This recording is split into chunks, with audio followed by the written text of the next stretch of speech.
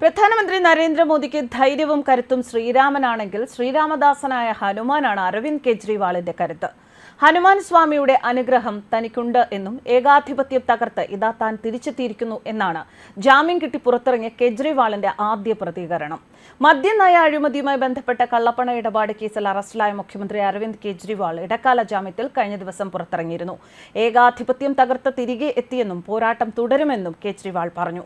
ജയിലിന് മുന്നിൽ തന്നെ സ്വീകരിക്കാൻ തടിച്ചുകൂടിയ AAP പ്രവർത്തകരെ അഭിസംബോധന ചെയ്ത് സംസാരിക്കുമ്പോഴാണ് അദ്ദേഹം ഇത് പറഞ്ഞത്. ഇന്ന് 1 മണിക്ക് വാർത്താ സമ്മേളനം നടത്തുമെന്നും കെജ്രിവാൾ അറിയിച്ചിരുന്നു. തിരഞ്ഞെടുപ്പിൽ സ്വേച്ഛാധിപത്യത്തിന് എതിരായി രാജ്യത്തെ രക്ഷിക്കണമെന്നാണ് അദ്ദേഹം വോട്ടർമാരോട് പറയുന്ന ഒരു കാര്യം. തന്റെ മോചനത്തിന് കാരണം ഹനുമാൻ പ്രഭുവാണ് എന്ന് പറഞ്ഞ അദ്ദേഹം തന്റെ 2ാം വരവിന് തുടക്കം കുറിച്ചത് ദില്ലി കൊണാട്ട് പ്ലേസിലെ ഹനുമാൻ ക്ഷേത്രത്തിലെത്തി ദർശനം നടത്തിയാണ്.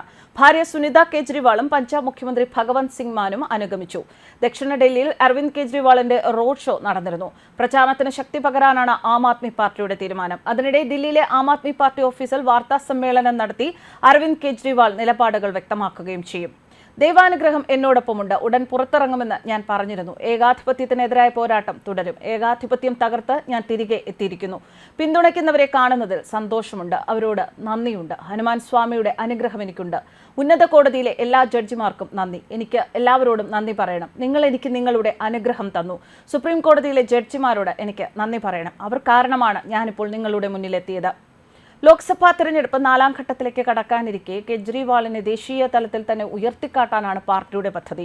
മെയ് 25-നാണ് ദില്ലിയിലെ 7 മണ്ഡലങ്ങളിലേക്കുള്ള തെരഞ്ഞെടുപ്പ്. 50 ദിവസത്തെ ജയിൽവാസത്തിനു ശേഷം പുറത്തിറങ്ങിയ കെജ്രിവാളിനെ AAP പ്രവർത്തകർ മുദ്രാവാക്യം വിളികളോടെയാണ് എതിരേറ്റത്. എൻഫോഴ്സ്മെന്റ് ഡയറക്ടറേറ്റിന്റെ കടുത്ത എതിർപ്പ് തള്ളിയാണ് സുപ്രീം കോടതി ജസ്റ്റിസുമാരായ സഞ്ജീവ് ഖന്നയും ദീപാശങ്കർ ദത്തയും അടങ്ങിയ ബെഞ്ച് കെജ്രിവാളിന് ഇടക്കാല ജാമ്യം അനുവദിച്ചത്. ജൂൺ 1 വരെയാണ് കെജ്രിവാളിന് ജാമ്യം അനുവദിച്ചിരിക്കുന്നത്.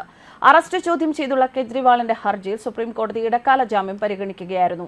രാഷ്ട്രീയക്കാരനെന്ന പരിഗണന വെച്ച് ജാമ്യം അനുവദിക്കാനാവില്ല എന്ന് ED നിലപാടെടുത്തു എങ്കിലും കെജ്രിവാൾ ദില്ലിയുടെ തിരഞ്ഞെടുക്കപ്പെട്ട മുഖ്യമന്ത്രിയാണെന്നും തിരഞ്ഞെടുപ്പ് കാലമാണെന്നും ഇതൊരു അസാധാരണ സാഹചര്യമാണ് എന്നും ചൂണ്ടിക്കാട്ടി കോടതി EDയുടെ വാദം തള്ളുകയായിരുന്നു.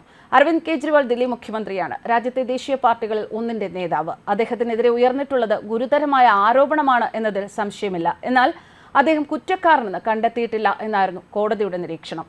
ന്യൂസ് ഡെസ്ക് കർമ്മ ന്യൂസ്.